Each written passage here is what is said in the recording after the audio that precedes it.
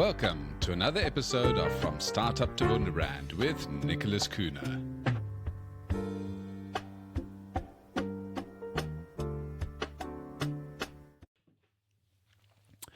So Mitch and I were having such a great discussion before we started this call. I said, we better press record now, otherwise we're going to use up all of our words. So for those of you who have seen Mitch before, you are in for another treat. For those of you who haven't, you're in for a real treat. So Mitch is a celebrated professional speaker and closer who's spoken on stages in over 63 countries and produced over 2,000 live events in 19 countries. A home shopping network pitchman, an author, a writer, a performer, just an overall great guy. And what we're going to do today as well is we're going to give you the opportunity to get $500 free value as well at the end of this call. So yeah, Mitch, I hope that's still available for our customers. I mean, you know what? Listeners. Why not? Since it's you and you've got that, I feel for you because winter's coming. So let's give them something warm to think about. Let's do it.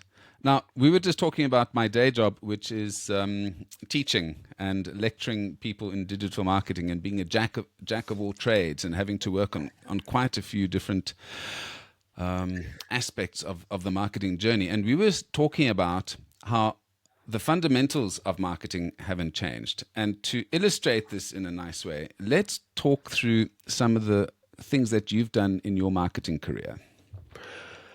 I have...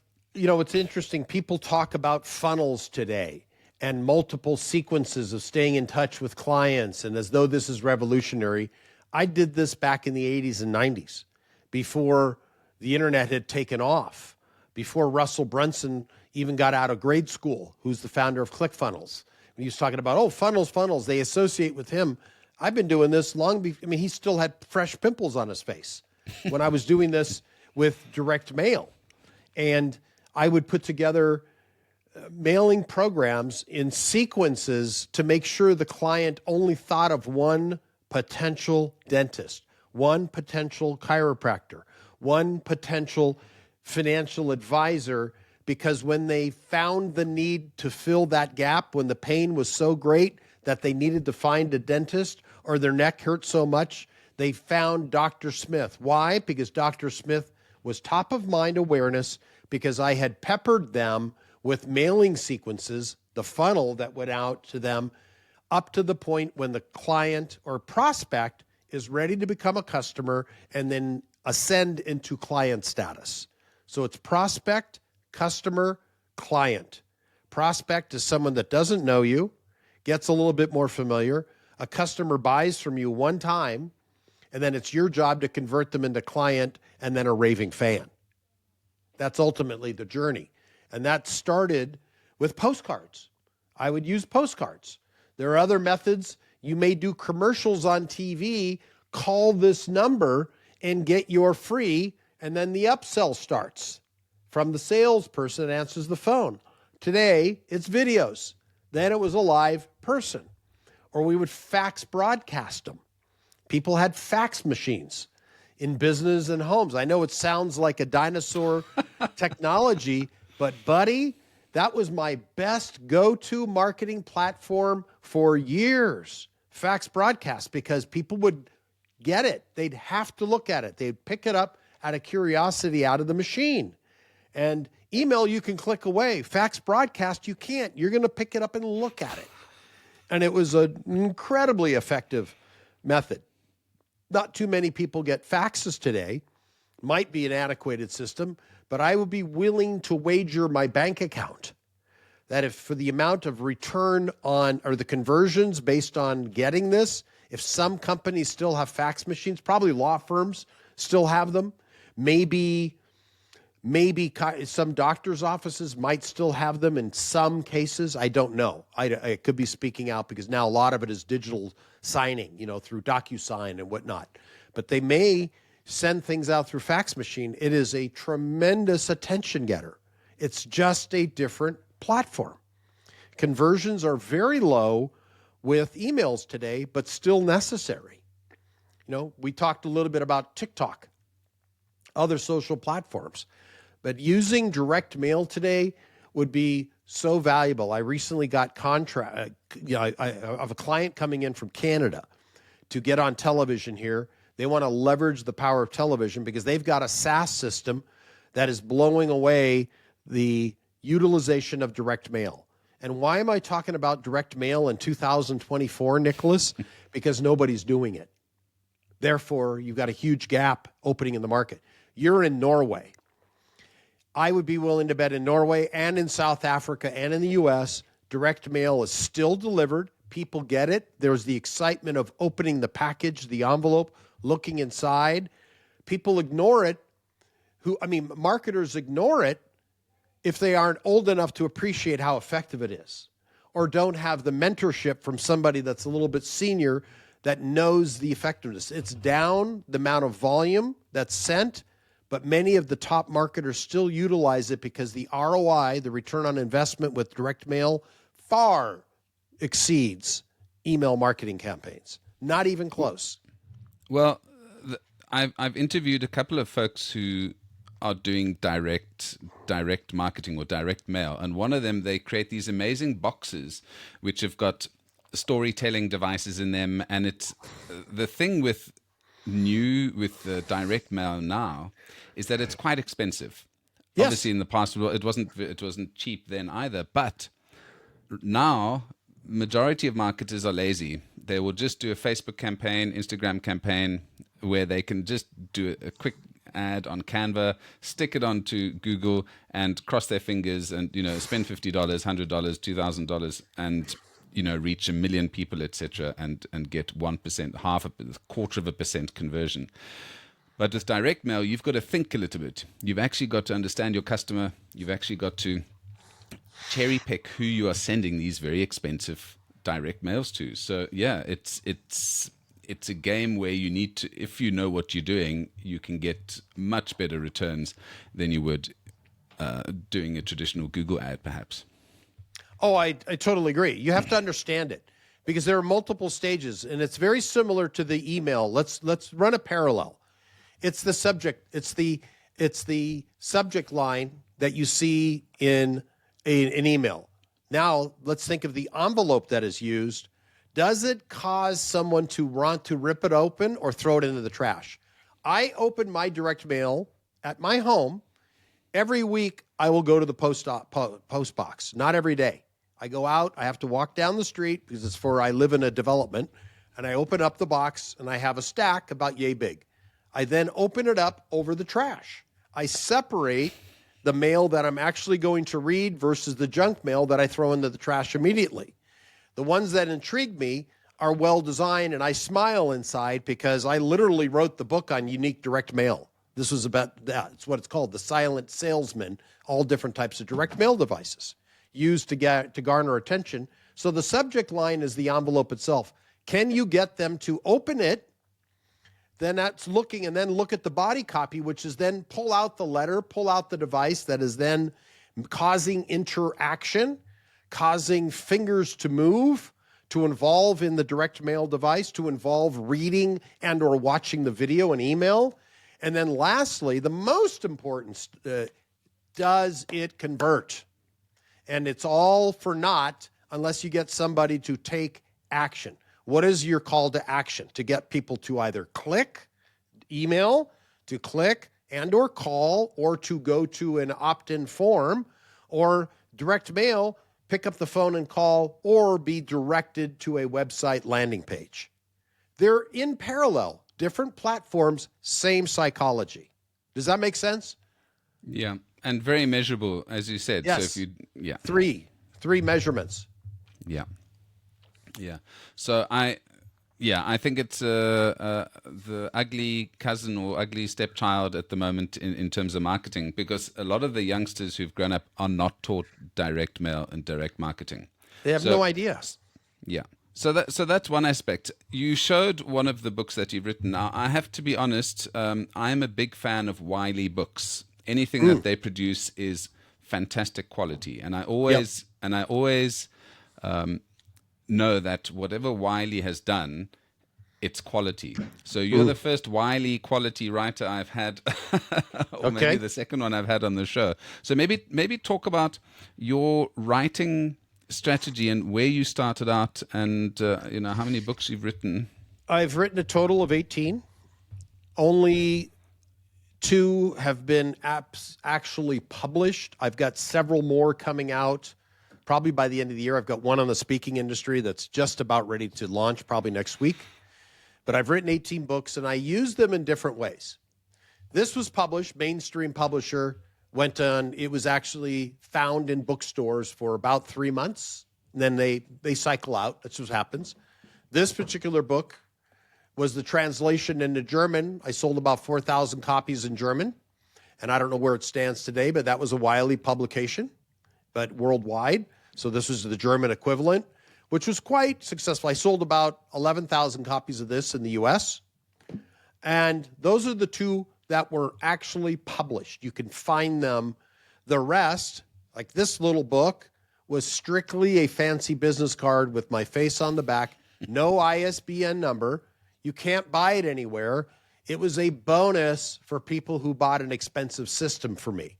That's how I use the remaining 15 books that I've written, only available today in this condition. It was a dangling carrot to get it. It was part of a system sell where I would charge $500 to $2,000 depending on what I was selling. It was a companion book. I just wrote another ebook recently, and it's only available if you sign up for my webinar. Then you'll get the digital version of that sent to you. It's another book, not being published. So there are different categories, and I use them for different purposes, either as lead magnets or gifts or bonus. It's part of a bonus sequence that people get. So I've got great respect for people who can write and have gotten something published, because I've written a chapter in a textbook, and the amount of red that came back from the editor made me decide, no, this is not the industry for me. So the second thing I want to chat to you, which we didn't get onto last time, is I'm fascinated about TV home shopping. Can you talk to me about some of your experience in that, and how that's, and how you got into that, and how that's helped your marketing sort of processes? I was working as a general manager of an injection molding company in Los Angeles. This was circa 1995. Okay, 94, 95. Might have been 94. I'll have to go back and look. And I would get all sorts of inventors that would come into my operation wanting us to manufacture for them. And so I in order to build more hours on the machines, which is the goal of any plant manager running a 24/7 operation, I had to keep the machines busy. And the way that I've created more business other than our proprietary line of plastic housewares was to go to invention shows, find people who had unique products, and we provided the critical leg called manufacturing and using our distribution network to get out. But they were fresh with ideas. So I found several that worked with us.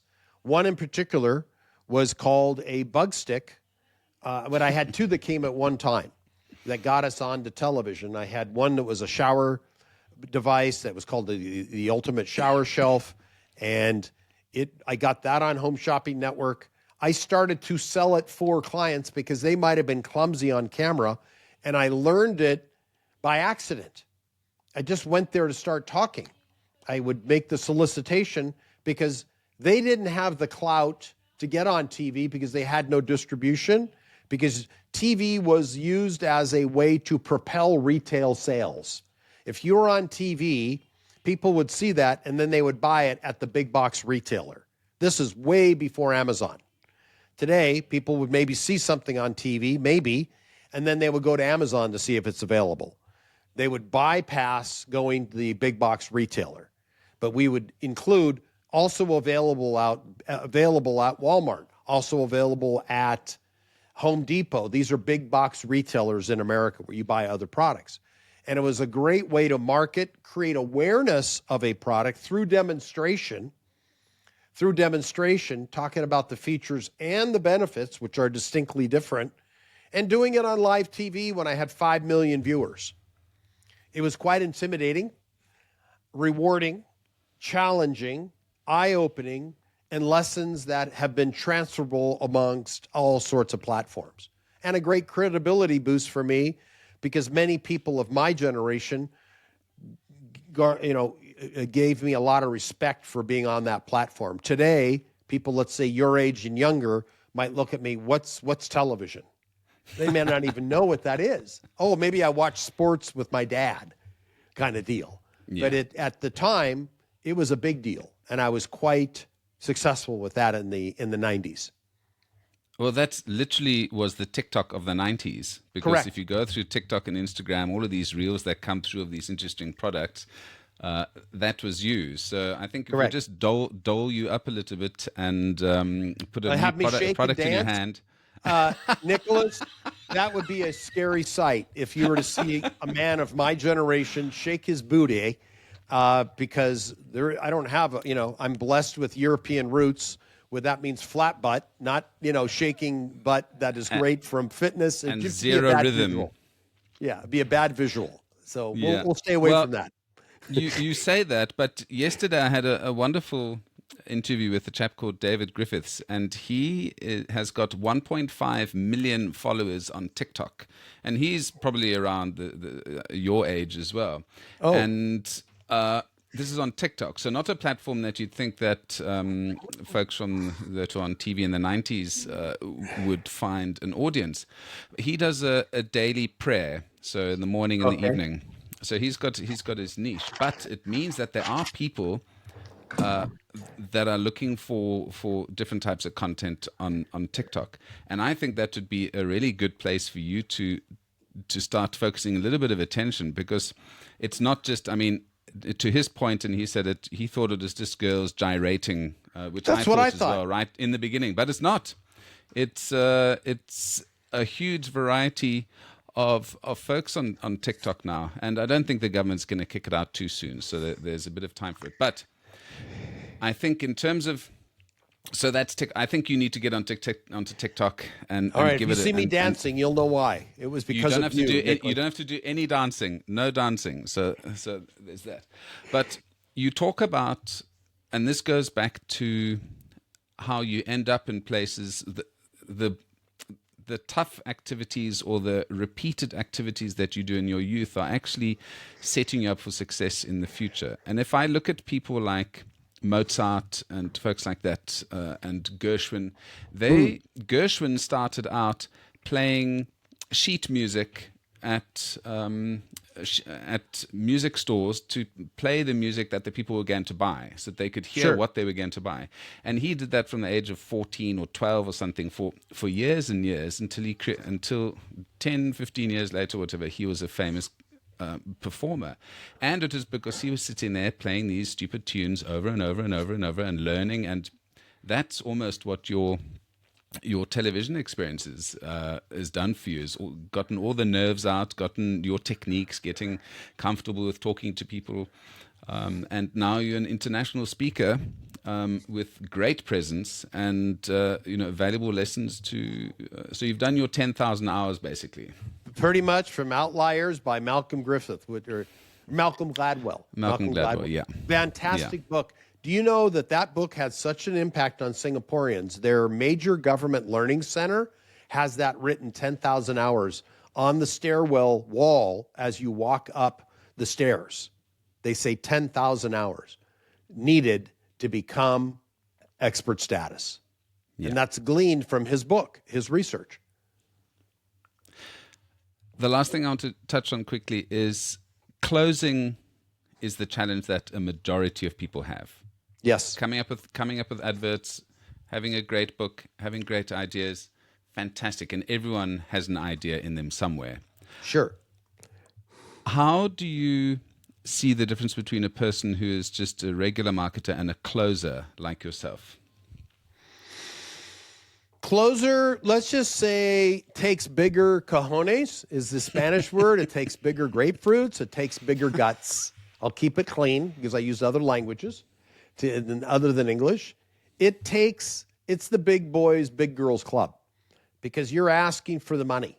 And a lot of people, not everyone, get nervous and get apprehensive. Like, oh my gosh, the sales word, asking for the order. I'm happy to share content, happy to share and be a keynote speaker, but one that asks for money from the crowd, whole different level, entirely different level, because you're getting people to take action other than raise their hand or give you an applause. And it's still the same one-to-one selling or one-to-many selling. And that's what platform sales does. And you follow, it's a science.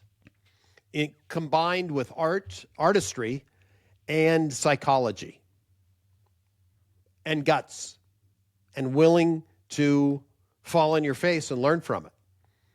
So you're becoming more vulnerable and you become thicker skinned in the process. I know we talked last time about you went to an event and nobody pitched up. It was I don't think you didn't organize it. It was somebody else who organized it, and that was used as sort of a training session. But you talk about this guts in selling. It is difficult getting somebody to open up their wallet.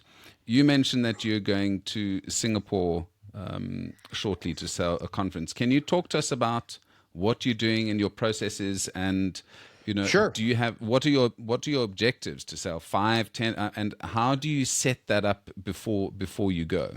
Happy to do this. I have sold a program called Speaking Mastery, where I teach people about how to overcome their fear, create a presentation, and ultimately sell in front of the stage, which is a completely different art skill, skill set rather, than being a keynote speaker.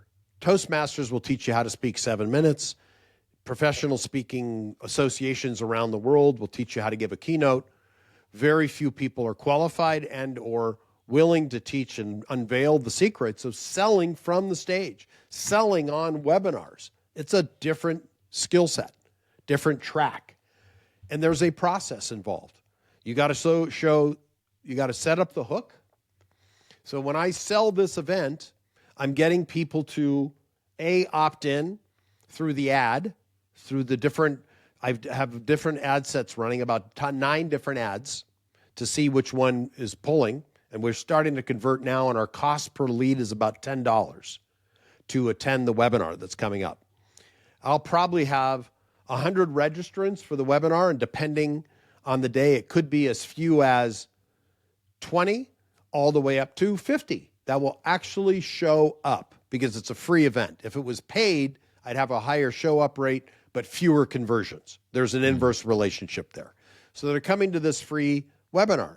So let's say if I have 10 people, 20 people that show up, and my closing conversion rate is just 10%, I'm going to get 2 people to sign up, making the math very simple. My conversion percentages are typically higher, and it also varies. I've had as high as on a webinar 40%, wow. And I've had as low as 5%, depending on the offer, how effective I am. But it always boils down to, Nicholas, message to market match, and there are other variables. Was I on fire? Did I have a good connection? Does this audience have the capacity to pay? Do they see this as an optional purchase or a necessary purchase? I'm responsible for creating that mindset and the timing of scarcity. It's a limited offer, and that's it. Now, the truth is, I only allow 20 people into this workshop that I sell. They must meet. After 20, I close it. And that's for real, because I can't be effective as a trainer to then present and give them value, because everybody's getting recorded during this time, actually presenting, selling, and we're recording it so they can go back and practice. Because there's one thing about lecture, and there's one thing about actually doing it, learning from it, working through the pain of it. You're a professor, if they don't create these ads, they're not going to experience it. If they don't build a website, it's just a lecture. You as a professor and teacher get them immersed in the experience of it. That's how they become competent digital marketers. Same with me. They have to become competent speakers who have the ability to sell because they've done it with me in a safe environment. I'm forcing them in a safe environment to stand up, because it's very easy to do a video course and never do anything. They're not escaping me. I'm a 100-kilo man that's going to push them and use my size 13 shoe to kick them in the butt to make sure in a loving way that they're going to do this. I'm the velvet hammer. It's going to push them through the discomfort to where it's then becoming comfortable and they'll reap the rewards of doing it. I'm probably preaching to the choir because you're a teacher as well. You're touching all of the things that I do, and Yeah. that you're doing this in your process. It means you could come and take my job here in Norway. So I can't teach what you do, bud. I don't have those levels of competency. No, I'm very focused. You do things that I have no competency with. But the closer, this is probably one of the most important people in the business. Yes. And there are too few of them. And I think it's very good that this message gets out, that there is actually a way that you can teach people who aren't natural closers, or take somebody who's got potential to be a closer, to actually learn the art or the science, as you mentioned. So I think Sure. that's very useful. So last thing on that, have you had some super successes out of this? Have you had some folks say, look, this has been the best course I've been on, and I've managed to close this deal, or I've managed to sell beyond what I thought my capacity was? I'm going to beat my chest a little bit. I think I'm one of the best in the world at what I do, because there are so few of us that can talk competently about this and are willing to teach it. There are people who are equally talented doing it. Very few teach it. And then being able to teach it well and dispense that knowledge to people to where they can carry that on, there are very few of us. I'm not the only one. I am one of the few that have done it successfully with a myriad of clients in various cultures, countries. So I'm quite proud of my students' accomplishments, because they're forever changed. That's 100% guaranteed, because everybody participates. Some have taken incredible action and have gone on further. Some, as you know, it's the old bell curve, and most will go through it and then they'll recede into their level of comfort and never do anything. Much like your students, and as is no reflection on you or no reflection on me. We're both probably very competent. I know I am, and I suspect you are, at delivering the content and motivating them. But it's just human nature. Most human nature will recede back into their comfort of non-performance. But there are going to be the exceptional few who will leapfrog us in terms of success. And my view is, I'm 64 years old. If I can help somebody that's 30 to then become more successful than I was at 30, I have done my job, Nicholas. Well, that's what teachers want to do. Yes. Yeah. We want to help the younger people. We want to see that. That's legacy. That's called being a good human, a good mentor, a good teacher, to help people rise to their highest level of competency. Many of my clients have been much more successful than me financially, or whatever criteria they use to define success. And it varies based on the individual. My success today isn't how much money I make, it's how much my clients make. That is what matters to me at this point. Well, talking about that, let's send folks to get some value from you here. So I see there's getinterviewedguaranteed.com. So this is a separate offer. So this is for folks who want to get onto television, etc. Maybe talk a bit about that, and then we'll put that link in the bio, because that's a 30-minute call, one-on-one call with you. Yeah. If they are wanting to get onto television. Yeah, so I run a publicity agency. One of my companies here is I do the trainings for speakers, which I'm going to go and deliver in Singapore in a few weeks. I also have a publishing or publicity service company here, Publicist, for speakers, authors, and CEOs, where I guarantee them television in the Las Vegas market. It's not worldwide, it's in this market. I have a special relationship with all the producers here in Las Vegas. All of those people will then go through my media training to be ready to be covered on television, to be interviewed by media professionals on TV. Then I take them through this process. We get them vetted, and we get them on television between 2.5 minutes to 5-minute interviews. And that's the process. So if they are interested in learning more about that, it is a paid service, but I guarantee the outcome. Go to getinterviewguaranteed.com/meet with Mitch. And that's what that is. Awesome. And for folks who are interested in what you're doing in Singapore and this that coaching, can I put a link in the description Yeah, I'll as have well to on give that? that to you because I'll get that to you. I don't have that off the top of my head. Yeah, no. Yeah, Not that's a an problem. ad that's running overseas, but I'll be happy to send that to you after the call. Awesome. Well, Mitch, that was a quick fire introduction and overview of a bit of your background. We spoke about direct marketing. We spoke about the history of marketing. We spoke a bit about TV sales, and about the importance of closes. So I think that's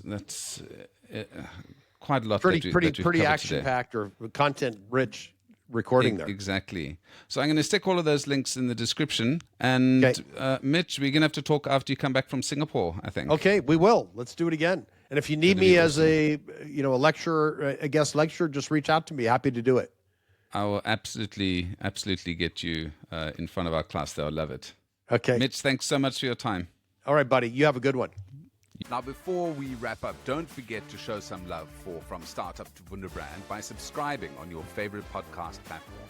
If you'd like to help us grow, tell your friends, share on social media, and leave us a review. For those of you who want to dive a little bit deeper into the topic, join me on Twitter at Nick Kuhne. Let's connect and chat about all things branding and digital. Until next time.